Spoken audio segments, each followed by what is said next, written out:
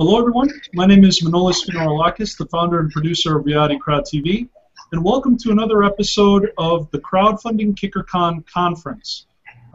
Today we have a wonderful group of guests. We have one of the co-organizers of the event, and we have 3 keynote speakers who will be speaking during the event. Before we introduce the guests of our show, just a few ground rules so that everyone knows. We have a new showcase application, so if you're watching live on the Google Plus event, we have the links to every single guest we have on our show, including a registration link to the conference, Kickercon Conference in Houston, which runs from August 28th to the 30th. We have links to one of our guests, Devin Thorpe, who is the head of Your Mark on the World. We have his link if you'd like to check his website out. We have FundHub.biz, which is a compliance and legal service for equity crowdfunding. And we also have the website for Reflector, which is Mark Sackett's company as well. And last but not least, we also have a link to Reality Crowd TV in case you want to contact us with any questions after the show. So once again, thank you all for joining us. And I'd love to just begin the introductions to our wonderful groups of our wonderful panelists. So first up, we have Devin Thorpe, the champion of social good from Your Mark on the World. And Devin, can you please give a brief introduction of yourself? Sure. It's a pleasure to be with you, Manolis. Thank you very much for inviting me, and I'm excited about Kickercon. I call myself a champion of social good. I write about, I speak about, and I hold a conference about doing good in the world, and I'm excited to be a part of the crowdfunding community. I think crowdfunding is one of the most important tools for addressing big world problems that we have available to us. It democratizes capital. It provides tools for economic growth, especially among disenfranchised populations, both in the United States and around the world. So I'm very passionate about crowdfunding. I have the opportunity to write for Forbes, and I've covered crowdfunding there for the last 2 years. I've written a book about crowdfunding, and really just passionate about it and excited to share some insights at Kickercon, and I'm honored to be among such a great panel today. Excellent. Devin, it's always a pleasure to have you on the show. You've been on, I believe, 2 other shows with us, so again, thank you very much for joining us. Well, thank you. Yep. And we also have another returning guest to our show, Kendall Almerico, the founder and CEO of FundHub.biz. And Kendall, thank you very much for joining us. Thank you for having me on again, Manolis. It's always a pleasure. Great. And can you please introduce yourself to the audience? Certainly. For people who don't know who I am, I don't know how you wouldn't. I'm so omnipresent. No, in reality, I've been in the crowdfunding world for a couple of years, and I speak a lot, and I'm on TV a lot, and I'm sort of the guy who's always in front of the camera talking about crowdfunding. So, but in reality, I'm an attorney by trade. Don't hold that against me.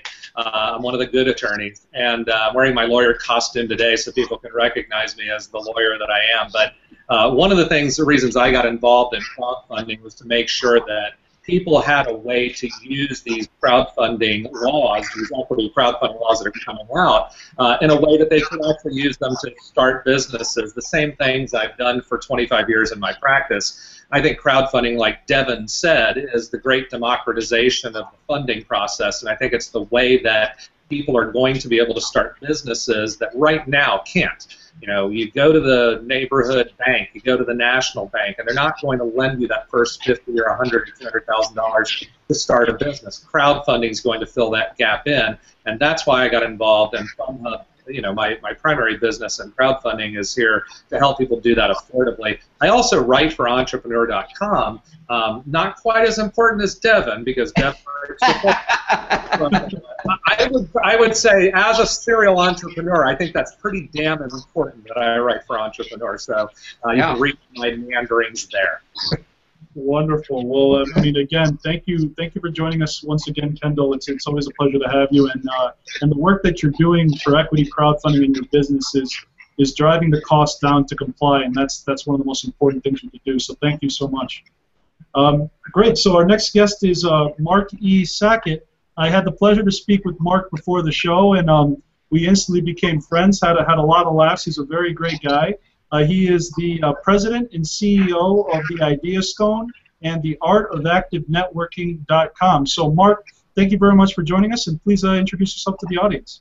Hi. Well, as you said, my name is Mark Sackett. I own 13 companies and live in 3 cities, and I mostly live what I call a creative life. I'm a film director, producer, art director, graphic designer, public speaker, and networker. And the reason that I got involved with Kickercon is because not only do I believe crowdfunding to be the future of entrepreneurship in terms of the ways to raise money, but I also believe in terms of community building, it's really critical. And so this thing that I do around the country and around the world called the Art of Active Networking is actually a very unique networking event that I do that's all about helping each other do better.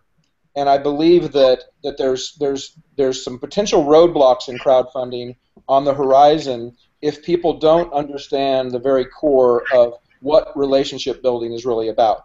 Because even though you're funding and you're using largely people that you don't know, or closed networks of people who then are using their networks in turn to raise money, I think that it's really critical that those relationships are maintained, that those relationships get better and better and stronger as you begin to build your project, your company through crowdfunding, because I think too many people look at those as almost faceless people because we don't always meet them in person.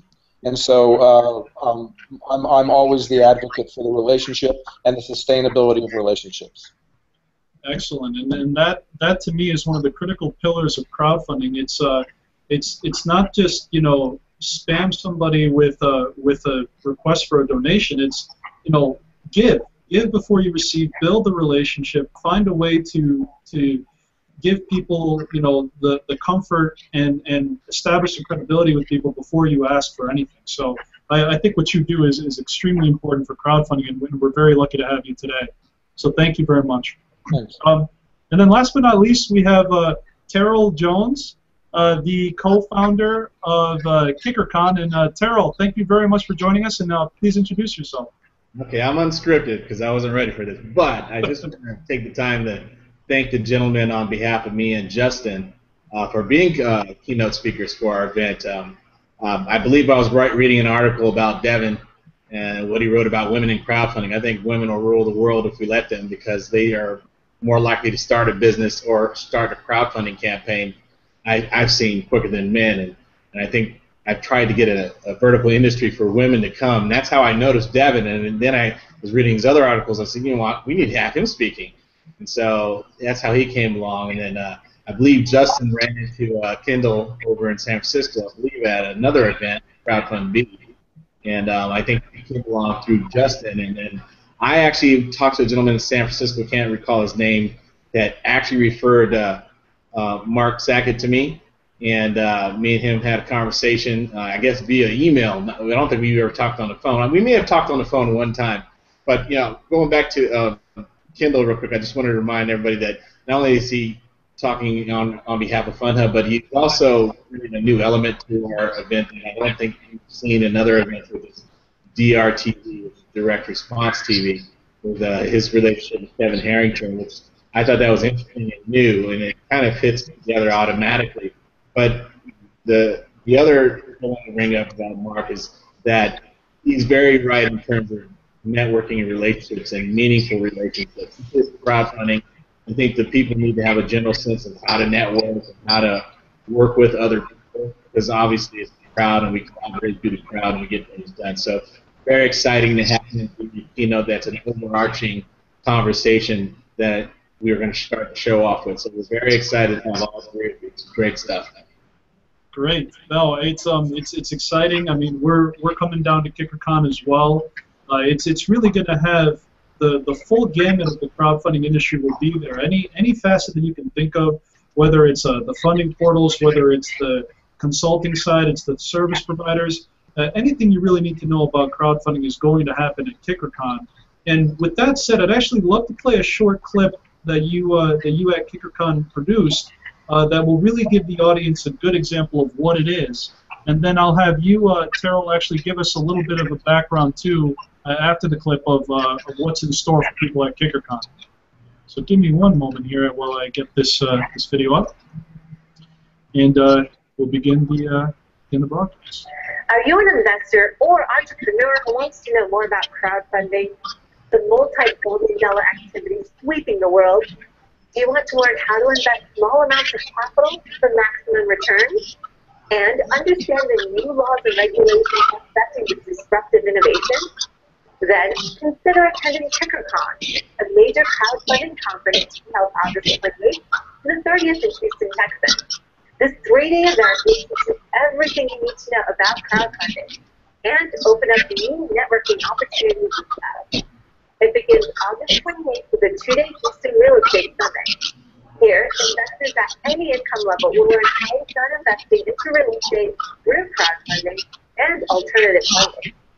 Concurrently, on August 28th only, the Invented 2-day Invention Seminar will give attendees a well-rounded course on product development and commercialization.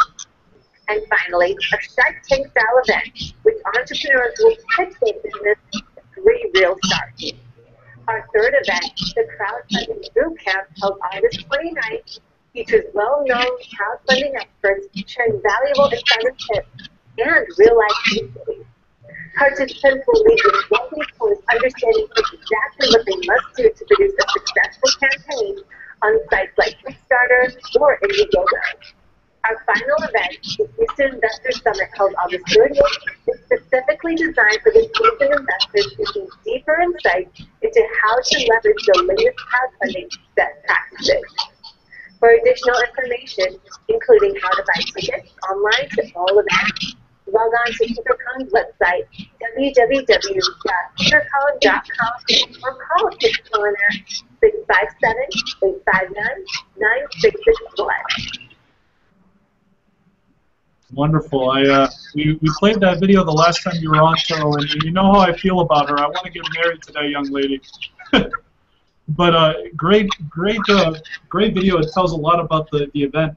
Can you kind of just share with us, you know, a little bit more of about Kickercon? I mean, you know, you know, we have the keynote speakers.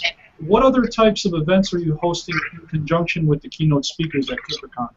Okay, well, in short, the way we designed Kickercon, we wanted it to be the quintessential crowdfunding show. So it covered donation-based, rewards-based, and equity-based crowdfunding. Not only that, we wanted to also represent the vertical markets, whether it was art and music, filmmaking, technology, real estate, oil and gas.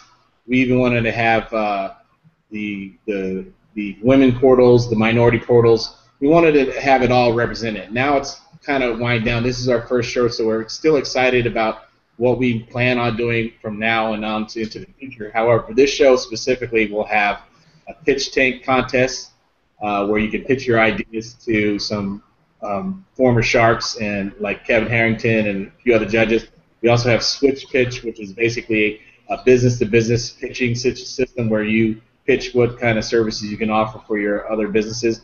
And then we'll also have the real estate, Houston Real Estate Summit, which is a 2-day real estate crowdfunding event for equity crowdfunding. And then go into the different laws of crowdfunding for the state of Texas, interstate laws, and Title III, et cetera, et cetera.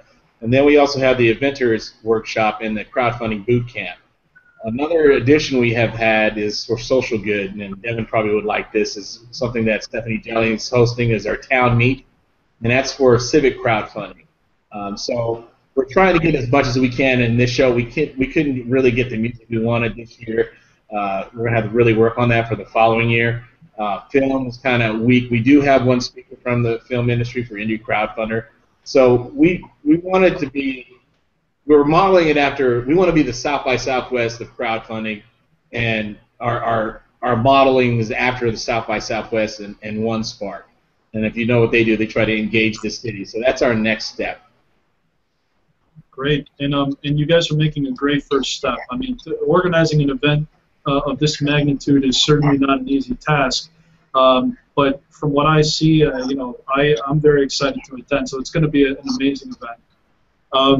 So great. So I guess I'd like to get into the keynote speakers and really, really ask them to give us a little snippet of what they're going to be speaking about at the event, so that people can kind of see what to expect. And we'll start with Devin first. And Devin, being a Forbes contributor, you're able to really have access to some of the founding fathers of equity crowdfunding, and your passion for social good, mixing equity crowdfunding and social good is something that I believe is the wave of the future. I think these social enterprises that are both for-profit but have a real meaning to their company is really the wave. So can you give us a snippet of what you're going to be speaking about at Kickercon?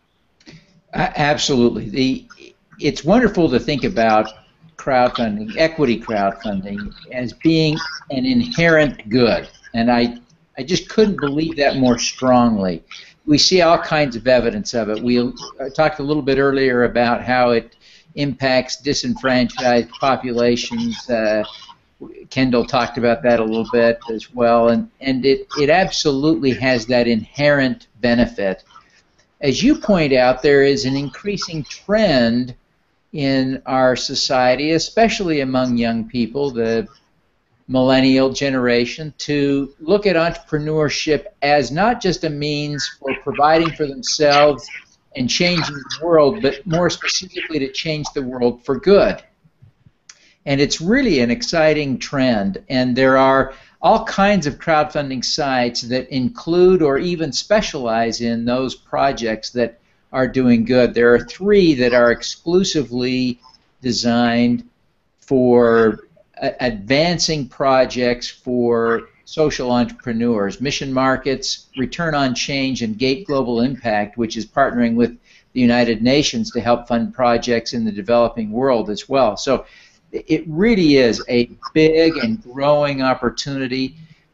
I think a lot of this will really see benefits when some form or fashion of real crowdfunding is implemented. That is, the rules under Title III of the Jobs Act, which allow for crowdfunding from ordinary investors, not just wealthy investors. We'll talk a lot about that. And clearly one of the issues there is that the Jobs Act rules, and it's in the law. The problem isn't with the regulations the SEC drafted. They get the blame, but in fact the law is the problem. It has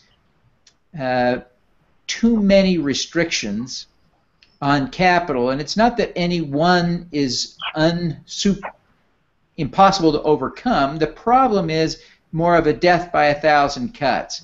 So what we're seeing now is intrastate crowdfunding being launched around the country. It's up and running in Indiana, Kansas, Georgia, which was the first. I don't know, Terrell, did you say that Texas just passed a law? So it's happening all around the country, and that's going to force Congress and the SEC to revisit their thinking, because most people recognize that it is absurd that you can walk into a casino and bet your house, and yet we are proposing to prevent, literally prevent, ordinary investors from having the opportunity to invest in the neighborhood coffee shop or the next internet startup at its earliest stages. And it's just tragic, because it really exacerbates the wealth divide in our country.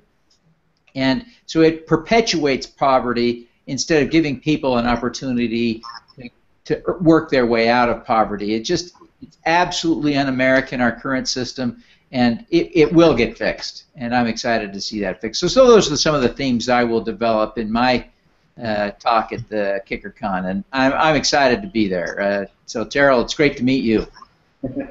Well, likewise. Wonderful. So this is going to be great then. I mean, you raised some excellent points, and just for the audience, just to kind of level set, and maybe Kendall, you'd be able to help us with this too, is most people know crowdfunding from the Kickstarter and Indiegogo models, where you have a donation in exchange for a reward. Back in 2012, the government, the Congress and Senate, and then the President signed into law the 2012 Jobs Act, as Devin was mentioning, and this particular provision actually is allowing for equity and debt crowdfunding. And one of those provisions, as Devin mentioned, known as Title III equity crowdfunding, is allowing for anyone to invest in a private company through crowdfunding. So Devin, this might be a good, or rather, Kendall, this might be a good segue to your speech.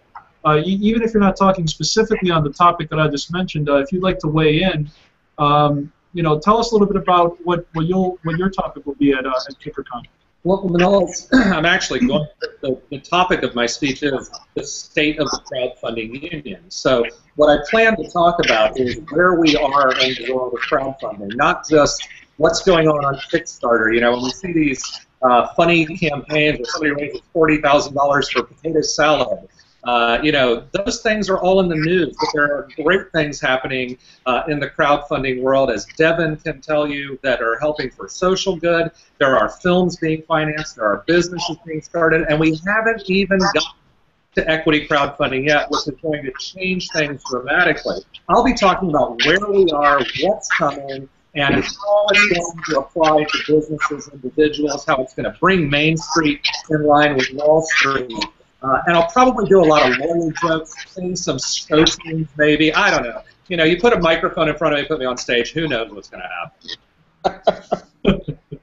Excellent. Well, I'm excited to see what happens. So, great. So in your State of the Crowdfunding Union, are you going to hit upon like where all the rules and regulations are on the equity end? Like, are you going to give people Absolutely.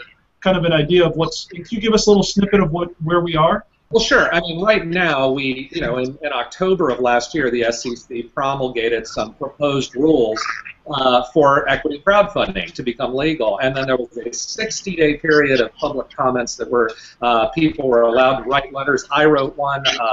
Several people in the crowdfunding industry wrote to the SEC. Now the committees get together. Their staff people review everything. They decide what the actual rules are going to be, and then eventually, rumor has it will be sometime before the end of the year, most likely after the October SEC meetings that are coming out. They will now say, here are the rules. Here's how you use this law. These are the rules you have to follow. 60 days after that happens, you're going to see people actually using equity crowdfunding. So my prediction has always been probably the first of the year, but you never know. I might be up on stage on August 30th saying, hey, guess what? The rules came out yesterday. Let me tell you what 580. You're going to be there for a long time if I have to explain 585 pages of new rules to you, but it'll be worth it. So whatever's happening, you're going to hear about it. Wonderful. That's great. That's going to be so valuable to the attendees when they hear the State of the Union address. So excellent. Thank you for sharing that. And I want to point out that we'll have John Boehner and Nancy Pelosi sitting behind me because I wanted to make like a real State of the Union address. So just to add a little fun there. Maybe they'll fight or throw things at each other. I don't know. We'll figure out something. You want to attract people, not scare them away. Oh, okay. Can you erase that? just joking. No, just joking. So cool. So then this piece is actually going to be very interesting. Mark, you're going to give a little bit of a taste to the audience of the art of active networking. So kind of give us a little bit of a snippet of what your speech is going to be about at Kickercon. Well, I actually just decided that I'm not going to speak. I'm going to give my time to Kendall so that he can read 500 pages of rules. I would much rather hear that than bore people with my subject. I actually, I'm a huge believer, and I live my life in sort of networking, despite the fact that I have all these creative businesses, and I work in film and music and advertising, branding, and marketing, and I know that's my life for the last 30 years. But I started this networking concept about 5 years ago because I was watching people fail in their conversations. Every single time I went to an event, a conference, a red carpet, a film premiere, a meeting, I watched everybody fail in these conversations on how they network with people, how they follow up with people, and how they audience build. And crowdfunding is ultimately audience building. And now with all of the social media that we have and all of the social media tools and the connecting tools, there's an instant nature to our lives. And we've gone into this instant nature and this instant world not even equipped to have basic conversations with people any longer. And so now we've narrowed those basic conversations down to 140 characters or less, and so what we've automatically started to do is to sell to each other constantly.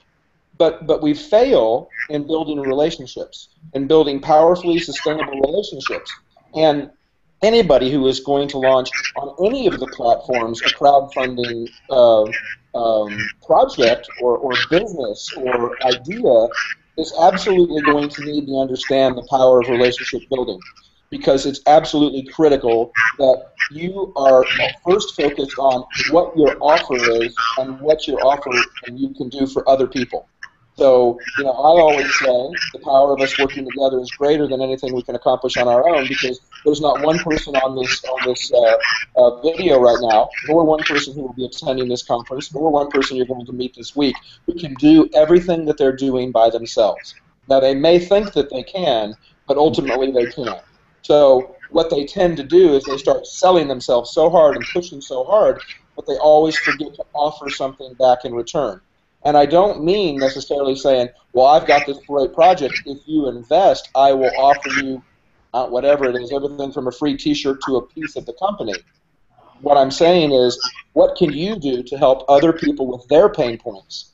Because if I make you an advocate for me, then I don't have to worry about selling myself anymore, because I've got all of you working in my corner for me, right? Now, if I instead am constantly taking and constantly trying to sell you what I do, you're not going to have an interest in wanting to support me when I finally do ask for something. So crowdfunding and the physical conference that we're going to be at is a massive opportunity to build sustainable lifelong relationships in this relatively new area, this relatively uncharted territory that we're going to be learning about potentially even at the conference with these new rules. And most of the people who will come to a conference like this, because it's a fact in every conference, 70% of them won't follow up after they leave the conference. So I'm going to talk about some of the tools that I use, some of the things that we do in my events, and some of my ideas about sort of competition and collaboration. Because I don't believe in competition, I only believe in collaboration. And we've been raised in a business model in this country and in other countries that is always about destroy the competition, get rid of the competition, eliminate the competition, and that's a failed concept. And what we have to do is think about collaborative ideas, sustainable ideas, and relationships going forward. Absolutely, and I mean, crowdfunding is, there's a hope, at least in my eyes, that crowdfunding is not going to be capitalism as usual. Like, the whole point of crowdfunding, in my opinion, is not capitalism as usual. It's collaboration. It's getting the small businesses to strategically partner with one another, to see each other as strategic partners as opposed to, hardcore enemies. And that's the hope in the industry, is there needs to be a new model of capitalism, really. I mean, this is more people funding people, and if the old model isn't working for the vast majority of the population, the hope is that crowdfunding will work for those who don't get the same opportunity as others. The ability to you get declined by a bank, you don't have a wealthy individual to set you off. Well, now you have this third option known as crowdfunding to, assuming you put in the work necessary to execute the campaign, which is a very hefty price to pay, you will have the ability to raise capital for whatever project that you're passionate about. So, but before I ask more questions, I also want to let the audience know I just opened up the question and answer application. So if anyone is watching and you'd like to submit a question to any of our guests this evening, it's currently open. Feel free to submit any questions that you see fit. I'd like to add a thought, if I could, if it's okay for a moment. Sure, go right ahead. When we think about, some of the things that you just said triggered something for me, and that is, any entrepreneur, I would say, over the age of 45, understands crowdfunding better than any of the newest people that are in crowdfunding. Because every entrepreneur crowdfunded before there were crowdfunding platforms. They went to their grandmother, their aunt, their friends, anybody they could to get their business off the ground. Then we invented this dirty word called venture capital, okay? And then venture capitalists and private banks and private banking got involved in business. And my earliest memories of this were frankly around the dot-bomb era. Where we had these dot-coms coming out of the woodwork and all these entrepreneurs popping out of nowhere with no sustainable models, and they didn't care about building relationships. because they were just wreaking carnage on the internet and taking all of the money and running, and there were no relationships being built. Now all of a sudden we have this crowdfunding, which is in some ways, and I think many things come full circle in life, but what's happened now is we're actually going back to methods that have been used for decades and decades and decades to start businesses, you know, and we're just crowdfunding using a different technology and a different methodology and bigger circles of friends and influence. You know, I mean, you know, your grandmother didn't have 3,600 or 4,000 friends on Facebook or Twitter or followers on Instagram. I sit and look at my network. I've got 125,000 people in my network worldwide, and I'm damn good at talking to them. But I'm no different than my grandparents were over around the bridge table, crowdfunding about their idea for opening their cafe or their restaurant or whatever it is that historically we used to do as entrepreneurs. So I really think that we're kind of having a bit of a renaissance here. We're just using new technology and old techniques. I absolutely agree with that. Actually, you know, what I view as the real opportunity in crowdfunding is of course the technology aspect, but it's the ability for the generation above, you know, whether it's the baby boomers or the Generation X, to really educate, you know, the new generation of entrepreneurs who have such a heavy burden on their shoulders to really make change in the world. There's a lot of major issues out there, but there's also a lot of opportunities, and so the entrepreneur's job is to create an opportunity out of an issue, and that's really what I believe crowdfunding is going to do. It's going to allow these new generation of entrepreneurs who historically, if there was no profit motive, you know, people wouldn't necessarily tackle a problem if there was not a profit motive.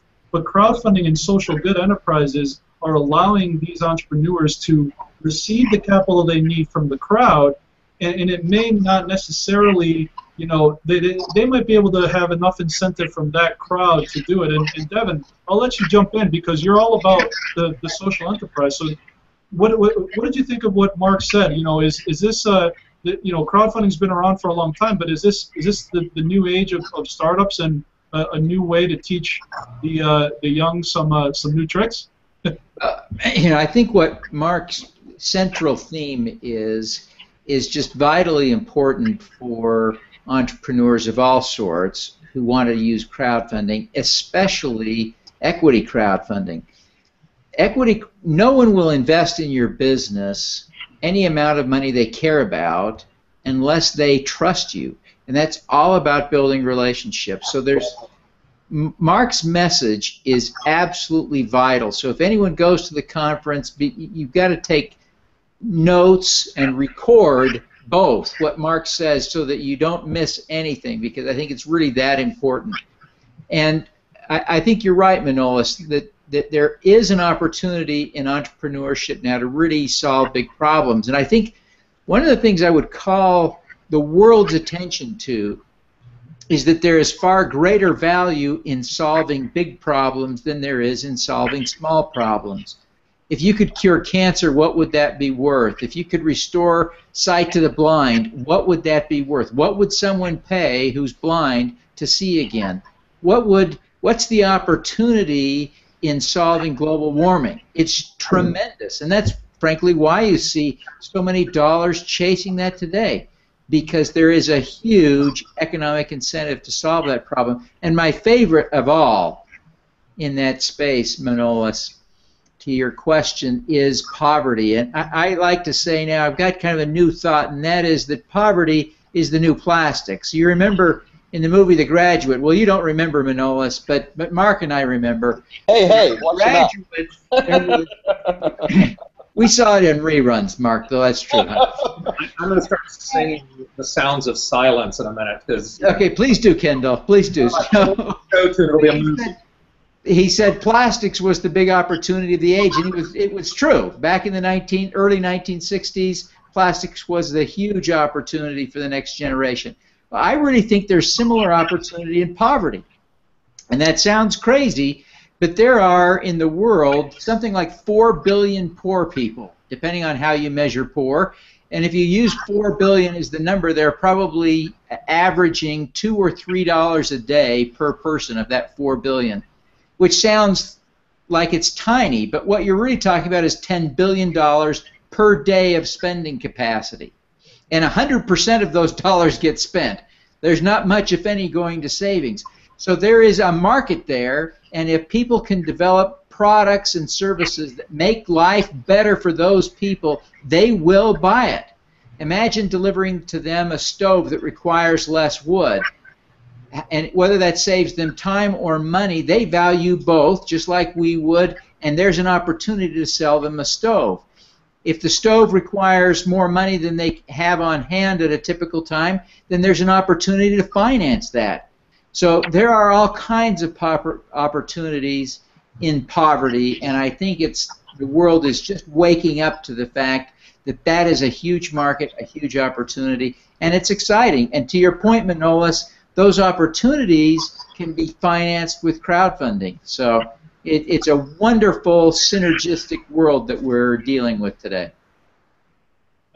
Absolutely, and so the ultimate, ultimately time will ultimately tell as well. The impact of crowdfunding is really being seen immediately. I mean, from 2009 it was a $1 billion a year global industry. At the end of 2013 it was $5.1 billion. And I went to a conference recently that stated it's projected to be $7.1 billion globally at the end of this year. The World Bank issued a report in November of 2013. In 20 years, at the rates that crowdfunding is growing, we're looking at a $90 billion a year global industry. So from that perspective, Kendall, from the sheer... I want to interject something there, sure. And then we'll let Kendall speak. But there is likely to be $100 billion of equity crowdfunding under Title II this year. So the numbers you're talking about don't include that aspect of it. The folks who are saying crowdfunding is irrelevant or crowdfunding is coming way in the future just don't get it. It is here today. It's happening right now all around us, and it is huge. Sorry, I apologize for interrupting.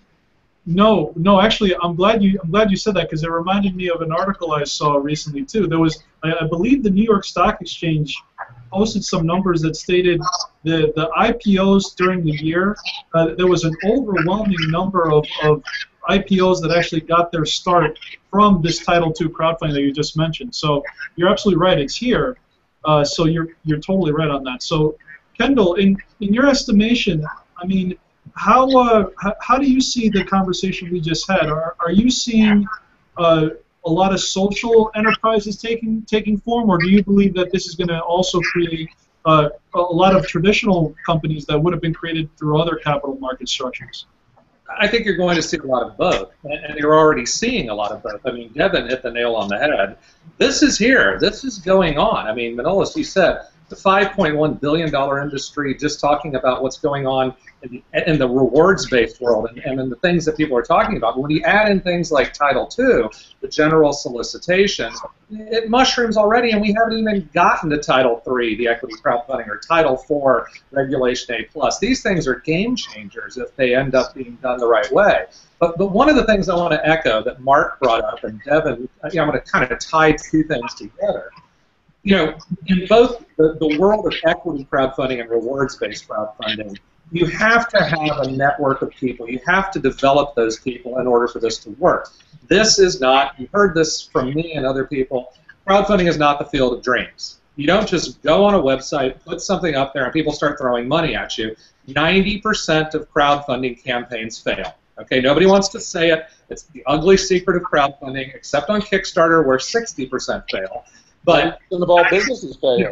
90% fail. And the reason is because 90% of the people don't know what they're doing. And that's not an insult. They just don't know. They need to start 5 months before their crowdfunding campaign, at the very least, building the network they're going to go to fund their project, to fund their campaign, to fund their business. So the things Mark is going to be talking about, this building this network, these relationships, it's so incredibly important. If you don't have a strong core of supporters when you do a rewards-based crowdfunding campaign or an equity crowdfunding campaign, you're not going to raise the money you need. Now, there are exceptions. Don't get me wrong.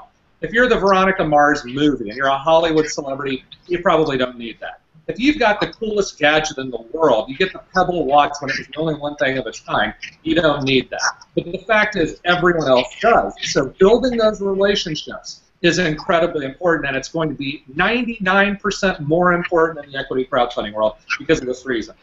In all of the Title II campaigns that are out there, and the Title II campaigns are basically going only to accredited investors. You're not allowed to go to the general public. You can generally solicit them online by showing them a video and giving them, their materials online. But there was a slow start for it because accredited investors are used to investing in a certain way. They're used to sitting down in a room and getting pitched. They're used to having a relationship. They're used to sitting across the table from people they know and trust who bring these ideas to them to listen to them. And then talking to people, pressing the flesh, looking at documents, asking people questions, looking them right in the eye. And there was a slow start for Title II because you weren't used to not doing it that way. And so what ended up happening was you saw a lot of people going out and doing road shows that they used to do anyway to make their equity crowdfunding or their Title II campaign work. That's going to be a potential problem with equity crowdfunding because people, in the general public, Devin hit the nail on the head. You have to trust the people you're giving the money to. I can see a sense of trust through a video, and I might give you $10 or $20 or $30, but a lot of these equity crowdfunding campaigns are going to require a minimum of maybe $1,000, even though it's, some of them it's not going to be able to do $100 or $50, or somebody might just throw it in. It might be $1,000. $1,000 is a lot of money to the average American. It's a lot of money to me, to give to someone that I may not trust. So there is this building of relationships that Mark talked about and that Devin talked about that is a huge part of what's going to happen. Once you get that rolling, and then you get out to the other secondary and tertiary levels of people you're raising money from, it gets a little easier because then people get this crowd mentality that, well, you know what, if Devin, who is a great guy, invested in this, and Mark, who is a great guy, invested in this, maybe I should trust this project, But being those first people involved is very difficult without relationships. So I'm looking very forward to hearing what Mark has to say and to learning some things from him about building networks and relationships. I think it's incredibly important. Well, and at the end of the day, we always are going to work with who we know and we like and we trust. And that's the very core of why we do stuff. And the other thing that I think a lot of people aren't thinking about when they enter crowdfunding or they enter any business is they completely forget because they put their thing out there, and we're living in these computers.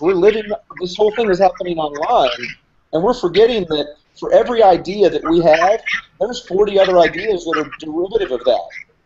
So if you're going to open your dog walking business, there may be 40 dog walking businesses that are also looking for crowdfunding, and a lot of people, I think, in this environment somehow think they don't have competition.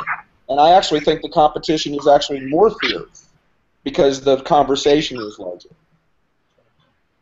Absolutely. You're absolutely correct. And actually, we do have a couple of questions here. Since Mark, you just finished talking, I'll do this one that's directed to you, actually. A young lady by the name of Barbara Tomlin says, Mark E., you had me at hello. I personally think mega opportunities afforded by reward crowdfunding haven't been tapped yet. Coolest Cooler campaign is evidence of that. What entrepreneur wants to give up ownership over sales dollars like the Coolest Cooler? Like, why would someone ever do equity if you have a cool product like the Coolest Cooler? Well, I think this Coolest Cooler is the thing that I just saw on Good Morning America or something, and the guy's like raised more money than anybody in crowdfunding for a cooler. I think that the reason that you want to give up equity is if you still are short of manufacturing dollars or marketing dollars or whatever. I think I don't believe crowdfunding to be the end all be all for funding or certainly for sustainability within running a company. It tends to be a kickoff, a starter point or whatever, but once the cooler makes 400,000 coolers, where's their money going to come from? Either they still have to have a model that says, we have to sell our coolers for double what our or triple what our manufacturing cost is. The cost of running a company is very expensive. Hiring people, tooling, manufacturing, marketing, distribution, all those kinds of things. And I think that, and I don't know how you all weigh in on this, but it certainly seems to me that crowdfunding is often used at the startup level or the startup stage of a company or an idea, but I'd like to hear how crowdfunding can be used not only in the sustainable aspect of relationships, but the sustainable aspect of ongoing funding for companies or ideas. Sure, and I'd like to jump in on that because this is one of the things I've been preaching about crowdfunding since day one. The question that was asked is a very good one. If you have a cool product, a product is something you want to use rewards-based crowdfunding for.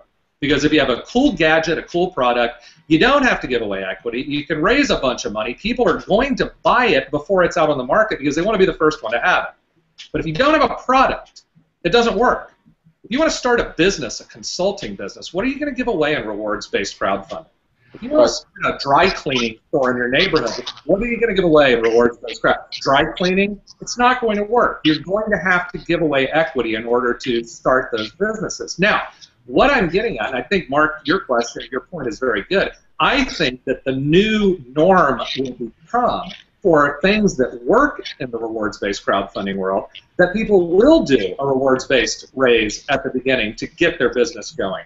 And then, because they've already built that social capital, they've built a network, they've shown that they can develop, a clientele, they've shown that they can fulfill orders, you'll see people then go into equity crowdfunding to do the next level of raise, knowing they can go back to those same people they already sold the cooler to and say, now you give me $1,000 and you're going to own a small piece of my company. You loved it. You loved my product. Now help me grow to the next level. I think you'll see people doing that a lot when you have this here. It's going to be a progression. Rewards-based crowdfunding into equity crowdfunding to grow their business. Well, and the only way you're going to be able to do it boils down to relationships. I mean, and that, as I said at the beginning, sustainable relationships. Yep. Because you can only give away so much in equity before you're going to be out of equity, Yep. right? And then you've got Act 2. Now what? They've already given the money. They already own a piece of everything that's coming in, but that long-term sustainability, I mean, most companies, if you were talking about 90% of all crowdfunding campaigns really fail because they don't meet their goals, well, same thing happens in every company that gets started. Most companies fail. They don't sustain. They fail within the first 5 years, many of them sooner than that.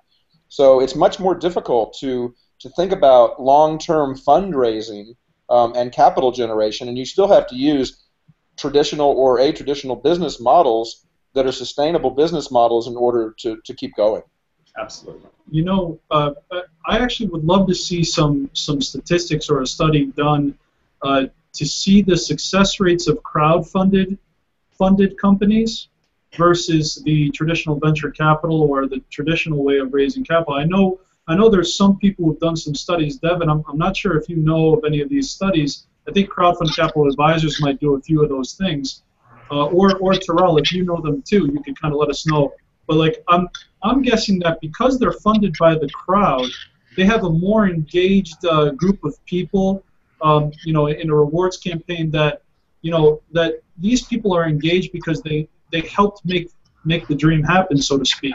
So maybe they're also making connections for these companies as well. So Terrell, I want to actually I'll have Terrell weigh in first, and then we'll give Devin a shot at this as well. But Terrell, what do you think? Well, we mentioned this on the last interview, and it was about one company that worked with our crowd for equity crowdfunding. Before they did that, they did a Indiegogo or Kickstarter campaign first. They raised the money on the donation or the rewards base first, and they simultaneously did one with our crowd for Title II for equity. And they raised both, and they did successful. I don't think we should discount all three methods. And the reason I say that, because in the beginning you need the startup capital. I think we're in exponential times. I think certain things would never get financed by a traditional bank if there wasn't crowdfunding. And I say that, I'll give you an example. Solar roadways, I can never see them going to the bank and getting financing. However, they did get a lot of money, and because emotionally people believe in that product. And you have to have a strong product. If your product sucks, nobody really wants it, so don't get excited about not getting money if your product sucks. So if you got an awesome product like Solar Roadways or Revo Lights or something like that, you're going to get people buy on an emotional need. They invest on an emotional need. Now, if you get to a point where you have to do a second round, third round, maybe that's where you want to jump into equity. So I don't think you discount either one of them. I think you use them all as tools. But what I mean by exponential times is we're in an age that it's like Mark said, if you're over 45 and you know traditional business, what we have in exponential times with social media and the internet and video is we can do a lot more things and grow a lot faster. And everybody should be really excited about the fact that certain things that couldn't get done 20 years ago can get done within weeks, 90 days. And that should be very exciting. They can also crash quicker. True. You got the other end of that. Big positive, Mark. No, definitely. And Devin, I know you were about to answer the question about statistics, kind of the success of traditional versus crowdfunded companies. Do you have a little bit of insight you can give us on that, Devin? Yeah, I don't have any data, hard data, at my fingertips, but I was talking to some folks in the UK that have been doing equity crowdfunding now for several years, and one of the things they told me is that I think they're 2 years in, and they haven't had any of their companies fail yet.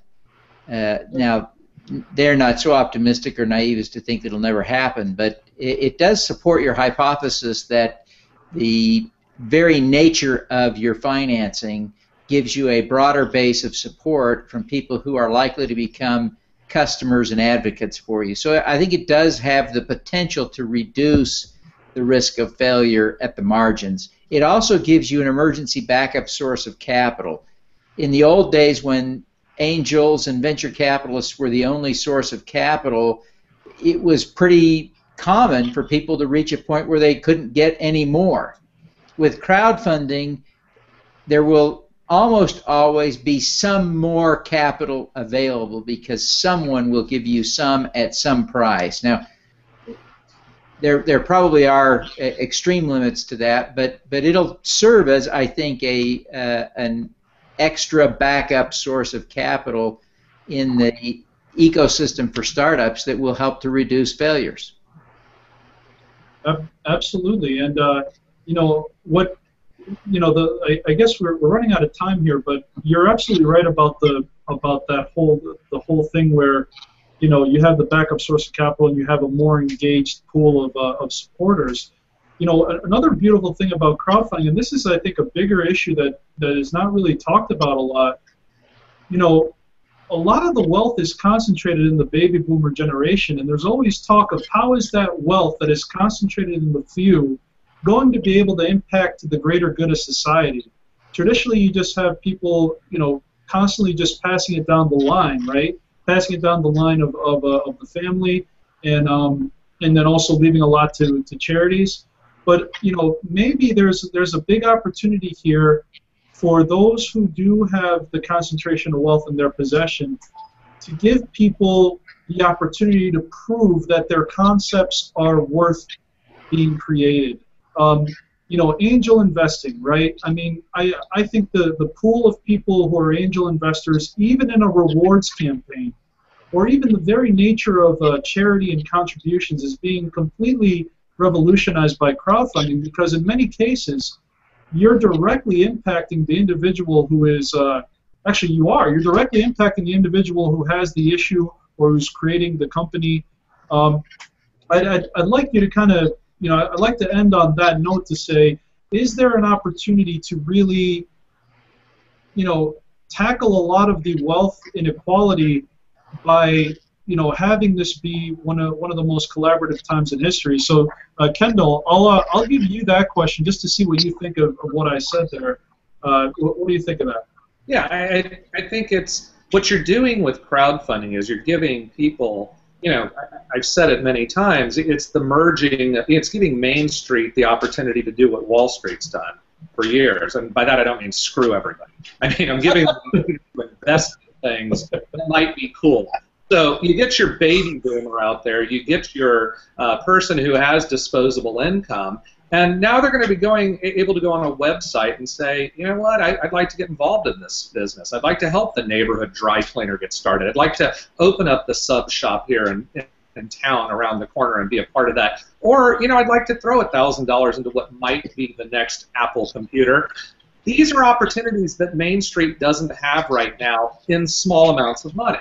You know, the ability to throw in $100 or $500 that distribution of wealth into the business world to then create jobs and then create more economy and all of the things that can happen, to me, it's really what crowdfunding is all about. I think it can renew the American dream if people use it the right way.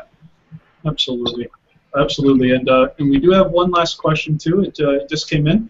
This is my good friend Nick LaFond with NFL Ventures. His company actually really is out there to provide seed capital to female-owned companies. So, Nick, thank you for being a great supporter. His question is, products seem to be the ideal fit for crowdfunding. How do services and B2B companies leverage crowdfunding successfully?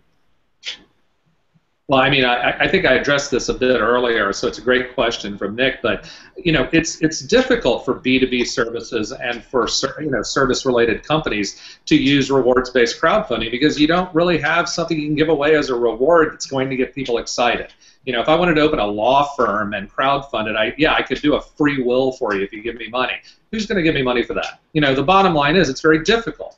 Products work in that world. Equity crowdfunding is a different idea. If you have a great business model that's going to make money, by all means, that's what equity crowdfunding is for. And let me pitch something right now for Kickercon, because we're here for Kickercon, and so I want to make sure that this gets said again. On the 28th at Kickercon, this isn't my keynote speech, but on the 28th, Kickercon is having the Kickercon pitch tank, where Kevin Harrington, one of the original sharks on Shark Tank, will be judging people who will come forward with products, with businesses, with an app, with a person, business to business, any kind of idea. It doesn't have to just be a product. They're going to pitch it to this panel of experts, just like on a TV show, Shark Tank. You're going to get feedback. You're going to get the opportunity to possibly move it into crowdfunding, get invested in. There's going to be people in the audience who have money who might want to throw money actually to get involved. It's an awesome opportunity. It's going to be a very cool thing on the 28th, and I highly suggest everyone show up to pitch to one of the original sharks who not only did Kevin Harrington was on Shark Tank, but is the father of the infomercial. I mean, this is the guy who, that may be a bad thing for some people if you're up 3 o'clock in the morning every night like I am, but this is a guy who has distributed tens of millions, hundreds of millions, billions of dollars of products. You're going to get the chance to talk to him and pitch to him. That's an incredible thing at Kickercon on the 28th. Excellent. Great. So thank you for that, Kendall. All right, we're running out of time here. We have 3 minutes left. So really, I'll just give each of our guests here kind of like the last word for them to share. So basically a sign off and a last word, how people can find you, and of course a plug for Kickercon. So, Devin, can you give us your last word? Sure. It's great to be here, Manolis. Thank you very much for the opportunity to participate. I'm excited to be at Kickercon. Terrell, great to meet you, and I'm looking forward to a fantastic event there. The easiest way to reach me and connect with me is at devinthorpe.com, but I also write at forbes.com. I'm at yourmarkontheworld.com as well. So look forward to connecting with the viewers, Manolis. Thank you very much. Thank you, Devin. It's always a pleasure to have you. And Kendall, your last word? Sure. The best way to connect with me is show up at Kickercon. I'm going to be there. Come out and talk to me. Come meet with me. I mean, you can write my email's all over I'm on Twitter at Kendall Almerico. You can find me everywhere. But come out to Kickercon. I'm there 3 days. I'm giving a keynote. I'm going to be on the panel at Pitch Tank. I'm going to be moderating panels. I'm going to be all over the place. Come out and talk to me. I really want to meet people that are involved in the industry or people that want to get involved in the industry. Absolutely. If you've never been on an infomercial, Kendall, you should be. If you come out to Kickercon, I will give you these free Ginzu knives. That's awesome. Great. And Mark, your last word? Anybody who would like to connect with me, I'm pretty Googleable. So I have markesackett.com. I have 90 social media sites that I'm on. You can connect with me on anything you like to use. You can also go to theartofactivenetworking.com. I have an event Monday night in New York City. I have an event on the 18th in San Francisco, and then I'll be headed to Houston to see everybody at Kickercon, and I'm excited to meet all of you and happy to finally put faces with names, and I look forward to seeing you all. Wonderful. This is going to be a great event. Thank you, Mark. And last but not least, Terrell, would you like to give your last word? Well, I'd like to tell everybody to come out to Kickercon if you want to learn about crowdfunding from A to Z. Kickercon is a place to be, and as you can see by our keynote speakers, that it's going to be a fun time. I I'm actually excited to meet you guys for the first time and talk with you guys. So I know from the 28th to the 30th, it's going to be exciting. So I can't wait, and I hope to see you all there. Excellent. Terrell, thank you again. Pleasure to have you on as always. And everyone, again, thank you to the viewers. Without you, we wouldn't be able to put on these shows. So to the viewers, we owe everything. Thank you all for joining us. And until next time, dream it, believe it, achieve it. Have a good night, all. Thank you.